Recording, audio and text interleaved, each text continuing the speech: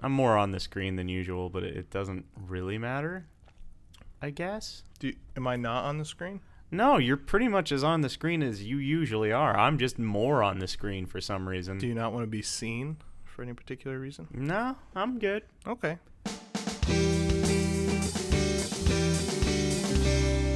All right. Welcome to the Morning Ramble. I'm Matt. I'm Eric. And this is going to be one of our special podcasts. Not the special podcast where we didn't prepare and we're stupid and stuff like that. It's going to be one of our amendment podcasts. Yes. Now, we've already done the first and the second amendment. Yes, we have. Today, we're going to be doing the third and the fourth.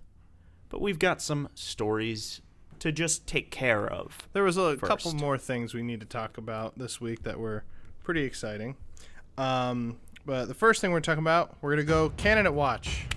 We have a new candidate, and I'm super excited about this one. He's my favorite. No, he's not. So we have a new Democratic candidate. I sent this to Matt earlier this week. And I died. And he's like, great. So California Rep. Eric Swalwell. I don't know how to pronounce it. Swalewell. Swalwell. Eric, me,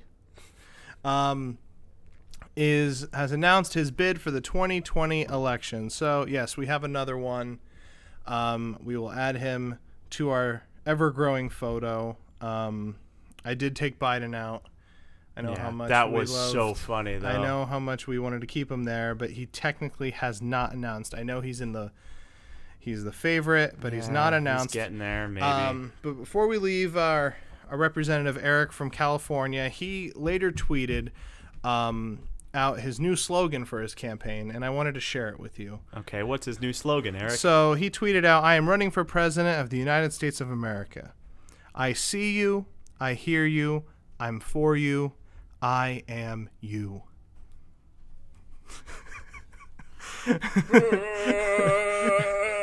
Can you superimpose his face onto my face during that? Thank you. All right.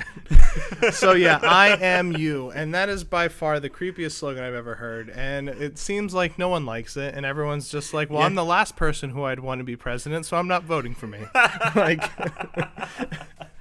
So I am you. I am you. Like, it would have only been creepier if he was like, I am in you. I was just going to say that. But no, that's Biden. Yeah, right. So, yeah, Democrats are coming out. They're creepy, and they're freaking me out. Yeah, so... It's bad when I'm in a dark alley and there's a bunch of Democratic candidates and Donald Trump is on the other side. I'm going to run towards Trump. Yeah. Yeah. Well, you're a male. You have nothing to worry about. I'm not sure about that. Who knows? Who knows? Also, just a quick mention of something cool that happened this week. NASA released the first ever photograph taken of a black hole. Yep, and here it is. Yeah, it looks like this. It's speaking to me in my head. Mm-hmm. It's really creepy. I'm wearing a ring that has Elven script on it. Yeah. That's the first thing. It's very strange. I saw the photo and I said, I'm going to make a meme about the Eye of Sauron and I'm going to have the first person to do it. And I went on Twitter and there's a billion of them. And I'm like, I'm an idiot. Why would I think that I was the first person to think that? I liked the people who were making it into cat's eyes and stuff like that. I also really liked the Biden one. I'll say, we can't leave candidate watch yet. There it is. There he is. No, Joe. What are you doing? Stop it. All right. Down to brass tacks. It's time to get serious on the Morning Ramble. Seriousness. Is that the last story we have? Yes, that's all right, the last one. Let's go. We talked about the First Amendment. That, I think, was our third or second podcast. Yeah, so the quality's low and the laughs are low. That's right. And it's super long and boring. But I'm going to make a clip. I think it's like 40 minutes long of it on Facebook. And I'll put the link below and all that stuff so you know where to find it. Because we have like I think this is our 29th podcast. So we're getting up there in numbers, yeah. Yeah, we're getting there. We've been doing this for a while. We have, and our viewership has grown. It has actually, which is I've been impressed. Yeah, we're not doing too bad. For no money whatsoever put into this. And then we did our. I mean, we put money into it. Yeah, and time. Yeah. And our heart. Okay, well, let's just get to the... Okay, second one was we did with Tad, obviously, which we will probably come back to. I think we'll probably do the Second Amendment again when the next mass shooting happens. Well, yeah, we got to get them views. Yeah. Hi, Tad, by the way. Mm-hmm. It's like we have to say hi to him. All right, so let's move on to the third. It's going to be a quick stop on this one. So the Third Amendment, no soldier shall in time of peace be quartered in any house without the consent of the owner, nor in time of war, but in a manner to be prescribed by law. So that's a little confusing, but basically, the Third Amendment, it pretty much says that during a time of peace, soldiers cannot occupy a person's home. Yeah, that was a big problem at the time. Yeah, like that. I know people now. It's like, okay, duh. But yeah, back World War II. I mean, technically we were attacked on our shores. Pearl Harbor. So the thought of war coming to the United States is just so. It does seem like it's far-fetched. Yeah. It can happen. I'm not trying to say that to freak anybody out, but anything can happen. Anything's possible. It's a crazy world out there. Stay safe. Wear a condom. Okay. What? I'm sorry. I got lost on a sidetrack there. So, yeah, people in the military cannot just ambush your house. How did you like how I coughed directly into the mic? How was that? It was good. That was cool. For professionals. All right, let's go to the Fourth Amendment. Okay. This one. Do you want me to read this one? Yeah, sure. I can't read, so you should read.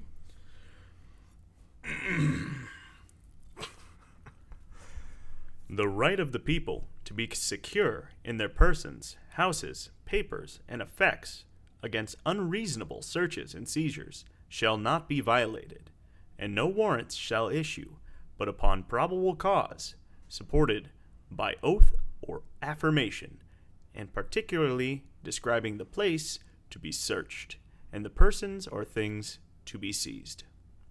All right. So this one's a little bit more complicated, but I would say that it's probably the third most well-known amendment next to the first and second, wouldn't you say? Maybe the 16th might be a little more well-known than that one, but this one's definitely up there. Yeah. But yeah, unwanted searches and seizures. This one's a little bit... people have some questions about this one because there are certain places where it's completely enforced. Like obviously, like the police cannot enter your home without a warrant. They can't search your house. Yeah. I know some people online have pointed out it's like, well, then how come like vehicles is something that gets talked about a lot. Yes. When can police or law enforcement search your vehicle? There's always those random drug stops.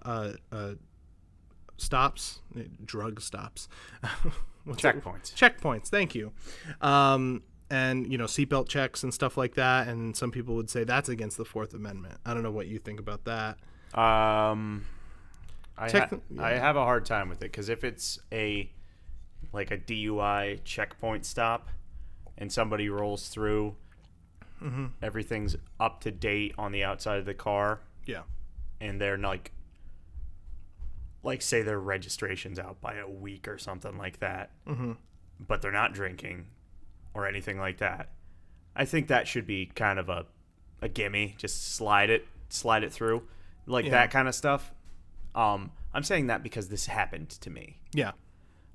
I was going through a DUI checkpoint as a designated driver, and the car was out of inspection by a week. I had an appointment to get it inspected. I got fined for it. Really? Yes. I wonder if that had something to do with people. So there was people in your car that were intoxicated. Yes. Okay, because I was just riding with a friend in a car, and we got stopped at one of those checkpoints. And his inspection was off by months. It was bad, and the cop just said he kind of just tapped on it and said move along. and that was like he just kind of acknowledged it and then let him go. Yeah. So I guess it's just whoever you run into. There were also like 16 cops in that thing. Yeah. So they had to pay their wages for the night. I get it. Yeah. But that kind of whole thing it seems shifty to me. Yeah. But then again, they were also catching people who were out drinking and driving, and I'm completely against drinking and driving, so what room do I have to talk? Well, no, the thing is that I'm completely for. I actually don't mind the stops, but when someone points out, it does say unreasonable searches, to your persons, to your effects. I mean, there's no probable cause to stop every single car just because they decided to drive down that highway or road that night. You know what I mean? So if they're not swerving or whatever, like, why would we be stopping someone? And then comes to the point where there's those seatbelt checks. Right. Those bug me. And I just drove through one the other day. It's not that I didn't stop. I slowed up I was about to stop, and no one was coming to the car, so I just drove away. Yeah. I was wearing my seatbelt. I mean, I've also been through DUI checkpoints where I have pulled up. Yeah. And they just wave you through, and they don't talk to you or look at you or anything. Yeah. But I don't know, and it seems to me like it's different depending on whether you're in a township DUI checkpoint or a state DUI checkpoint. Yeah. Should maybe state cops have more ability to do things like that than local cops? I don't know, but I do know that there's more training for state cops and stuff with the law than local cops. I have a hard time when it comes to police in my head. I have a difficult time with it because when I was a kid, I was always told that all cops are good guys and all people who did crimes were bad people. That's usually how it works. But it's not always how it works, though. Well, I mean, obviously you come across jerks. Exactly. There are just as many jerks in the cops as there were in your high school class. Yeah. And again, it's also about perception because a cop can say, I smell something and then search your car, and then he can have that probable cause to do so. My defense of that, or I guess I just don't care that much about that. I don't believe that you should just be able to search my car just because you feel like it. But at the same time, I'm not really hiding anything.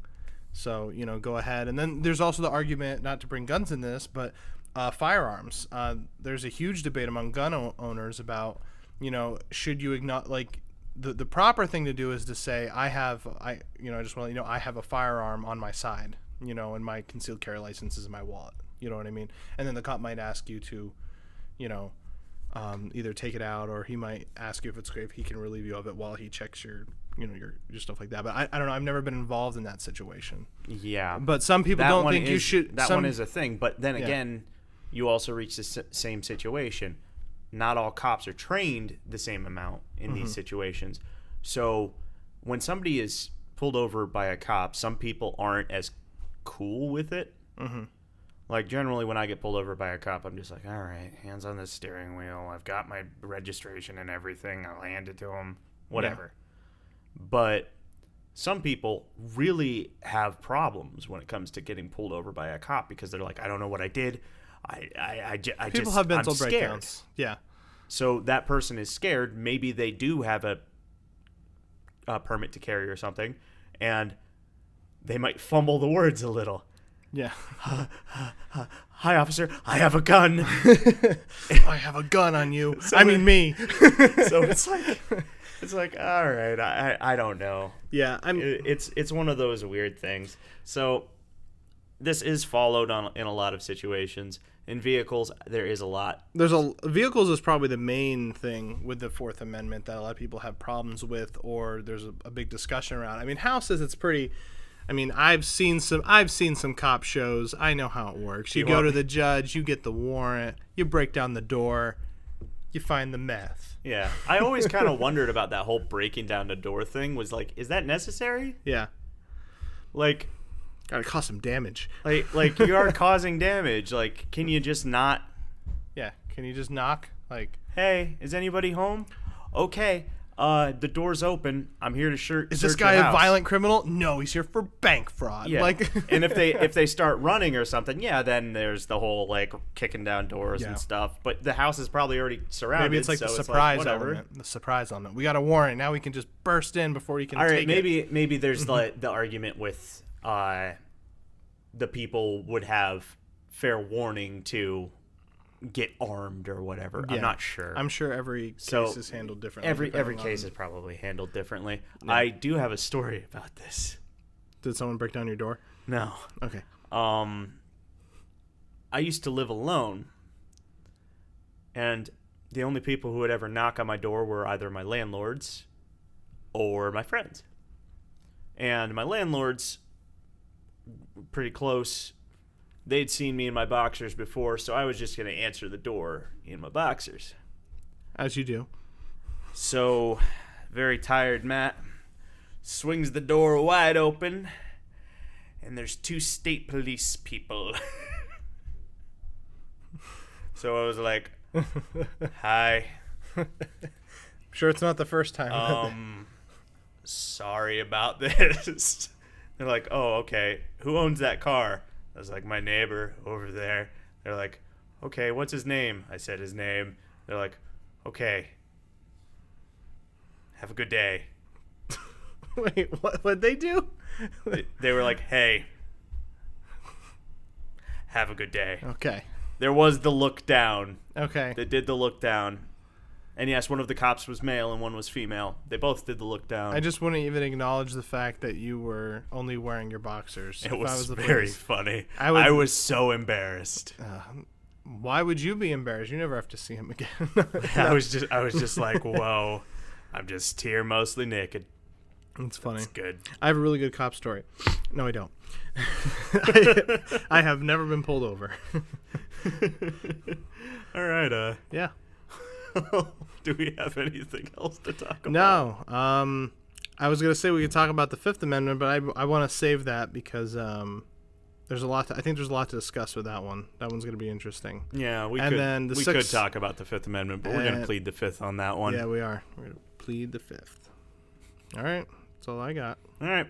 Have a good evening, day, morning, wherever, whenever you're listening to this. Yep. Thank you for your viewership. I am you. I see you. I am in you. One ring to rule them all, one ring to find them.